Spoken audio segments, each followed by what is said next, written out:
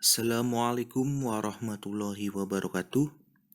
Perkenalkan, kami dari kelompok 7 yang beranggotakan Fahrurini Khairunisa. Yang kedua ada saya sendiri, Fadel Nur Fauzan. Dan yang terakhir ada Sinta Pristiwi akan menjelaskan tentang materi kelas 8 semester 2 yaitu peluang. Materi yang pertama akan disampaikan oleh saya sendiri, yaitu mengenai titik sampel, ruang sampel, dan kejadian. Ruang sampel dan titik sampel. Ruang sampel adalah himpunan dari semua hasil yang mungkin pada suatu percobaan atau kejadian. Contoh, pada pelemparan sebuah debu, maka ruang sampelnya adalah S sama dengan himpunan 1, 2, 3, 4, 5, 6. Sedangkan titik sampel adalah anggota-anggota dari ruang sampel atau kemungkinan-kemungkinan yang muncul. Contoh, pada pelemparan sebuah debu, maka titik sampelnya 1, 2, 3, 4, 5, dan 6. Berikut ini cara-cara menyusun ruang sampel. Yang pertama, menyusun ruang sampel dengan mendaftar. Jika kita melemparkan dua buah koin sekaligus, maka akan ada yang menjadi koin pertama dan koin kedua. Misalkan, koin pertama muncul angka dan koin kedua muncul gambar, maka kejadian dari pelemparan tersebut adalah AG, angka gambar. Semua hasil yang mungkin terjadi dari percobaan tersebut adalah AG, GA, AA, dan GG. Dengan demikian diperoleh ruang sampel himpunan AG, GA, AA, GG. Titik sampelnya ada AG, GA, AA, dan GG. Kejadiannya dapat berupa himpunan AG, himpunan GA, himpunan AA, atau himpunan GG. Yang kedua ada menyusun ruang sampel dengan tabel. Ini kejadiannya atau percobaannya itu masih melambungkan dua buah uang logam. Bisa dilihat seperti itu tabelnya. Maka hasil ruang sampelnya adalah S sama dengan himpunan AA, AG, GA, GG. Dari tabel tersebut dapat ditentukan banyak titik sampel. Banyak titik sampel adalah 4, sehingga NS atau banyak kejadian titik sampel adalah 4. Yang terakhir ada menyusun ruang sampel dengan pohon. Ini juga kejadiannya sama, yaitu pelemparan dua buah uang logam. Bisa kita lihat di sebelah kiri ini ada misal pelemparan uang pertama itu muncul angka. Pelemparan kedua itu bisa muncul angka, bisa muncul gambar. Maka akan menghasilkan yaitu AA dan juga AG. Bisa dilihat sebelah kanan. Jika uang logam yang pertama muncul gambar, maka kemungkinan uang logam yang kedua yaitu dapat berupa angka dan dapat berupa gambar. Maka bisa ruang sampelnya berbentuk GA maupun GG. Materi selanjutnya mengenai banyak titik sampel. Banyak titik sampel dapat ditentukan dengan membilang. Akan tetapi, banyak titik sampel lebih mudah ditentukan dengan metode prinsip dasar perhitungan. Perhatikan cara menentukan banyak titik sampel berikut. Ingat bahwa banyak titik sampel sebuah debu itu sama dengan 6. Banyak titik sampel sebuah uang logam sama dengan 2. Yang pertama itu tentukan banyak titik sampel 3 uang logam. Maka banyaknya titik sampel itu sama dengan 2 dikali 2 dikali 2 sama dengan 8. Yang kedua ada menentukan banyak titik sampel 2 debu dan 1 uang logam. Maka banyak titik sampelnya itu sama dengan 6 dikali 6 dikali 2 sama dengan 72. Yang terakhir ada kejadian. Kejadian adalah bagian dari ruang sampel S. Kejadian A dapat terjadi jika memuat titik sampel pada ruang sampel S. NA menyatakan banyak titik sampel kejadian A, dan NS menyatakan banyak titik sampel pada ruang sampel S. Misalkan S adalah ruang sampel dari pelambungan satu debu, maka diperoleh S sama dengan himpunan 1, 2, sampai 6. titik sampelnya adalah 1, 2, 3, 4, 5, dan 6. Dengan demikian, maka NS-nya itu sama dengan 6. Kejadian yang mungkin dari S adalah semua himpunan dari S. Contoh, dari pelambungan satu dadu diperoleh beberapa kejadian berikut. Misalkan A adalah kejadian muncul angka genap, maka ruang sampel dari A adalah 2, 4, 6, dan banyak titik sampelnya adalah 3. Misalkan B adalah kejadian muncul angka ganjil, maka ruang sampel dari B adalah 1, 3, 5. Dan banyak titik sampel B sama dengan 3. Sekian dari saya, materi selanjutnya akan disampaikan oleh teman saya. Saya Farudini Hoirunisa akan melanjutkan materi tentang peluang empirik.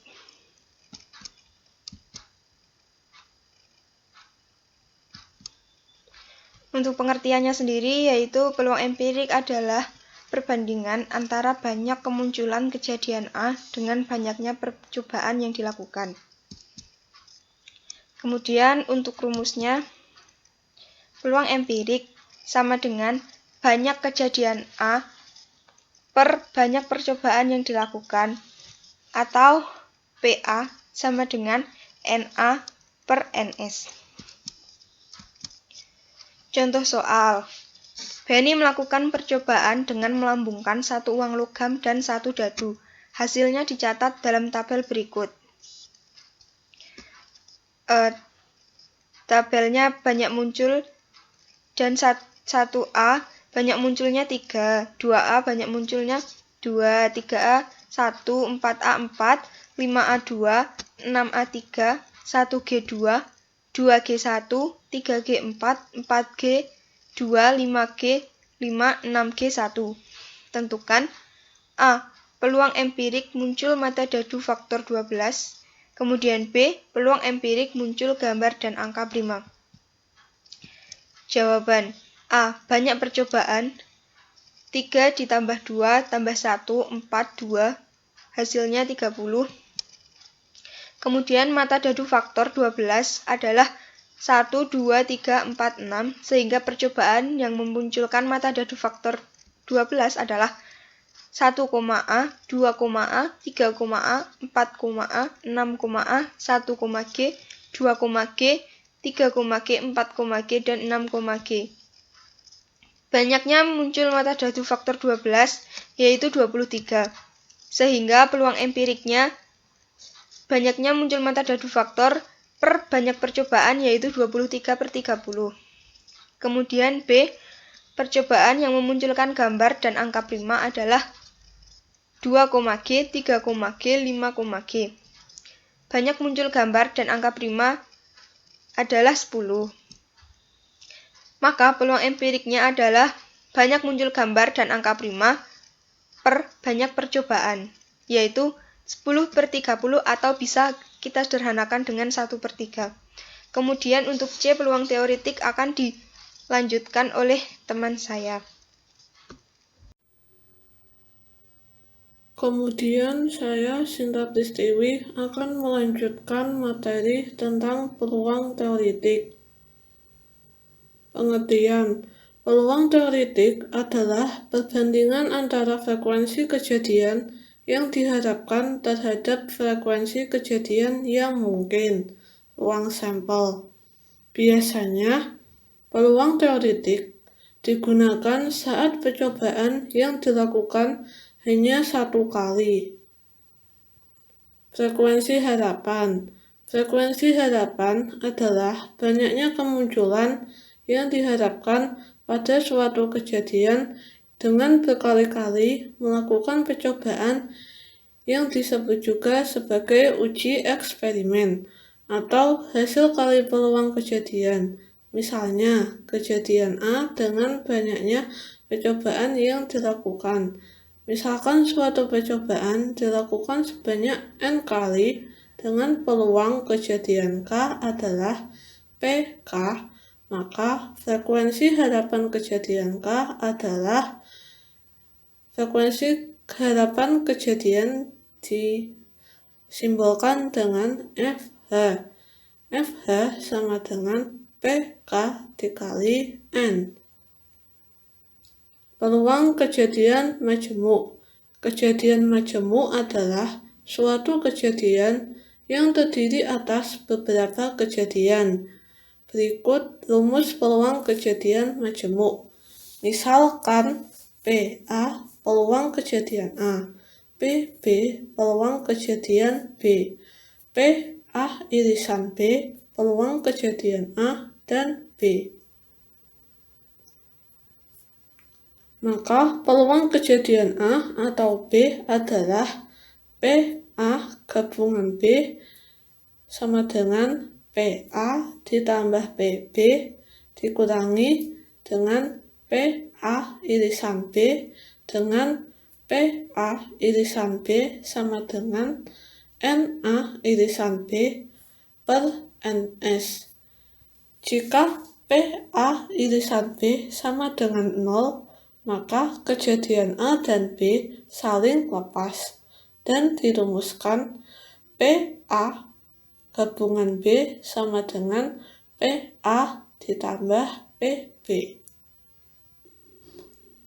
Lalu hubungan antara peluang empirik dengan peluang teoritik.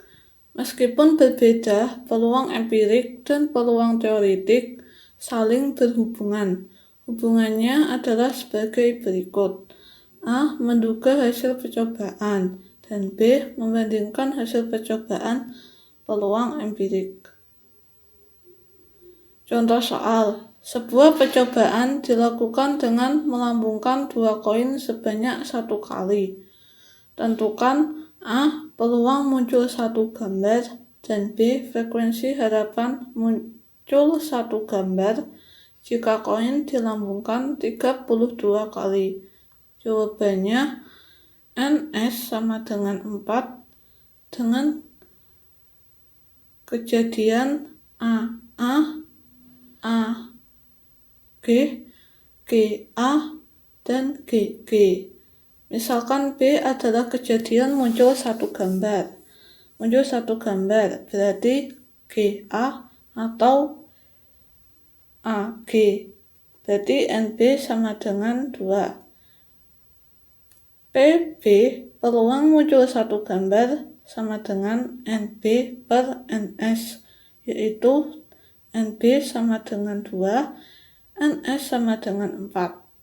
2 per 4 disederhanakan menjadi setengah. Frekuensi harapan muncul 1 gambar jika koin dilambungkan 32 kali. FH B sama dengan PB dikali 32. Tadi didapatkan PB sama dengan setengah, lalu dikalikan dengan 32 sama dengan 16. Lalu yang kedua, pada percobaan Risa akan menggunakan sebuah dadu. Jika Risa melambungkan dadu sebanyak 48 kali, maka frekuensi harapan muncul mata dadu terbesar atau terkecil adalah jawab sebuah dadu, maka NS sama dengan 6. Misalkan K adalah kejadian muncul mata dadu terbesar dan terkecil. Terbesarnya adalah 6, terkecilnya adalah 1. Berarti NK sama dengan 2.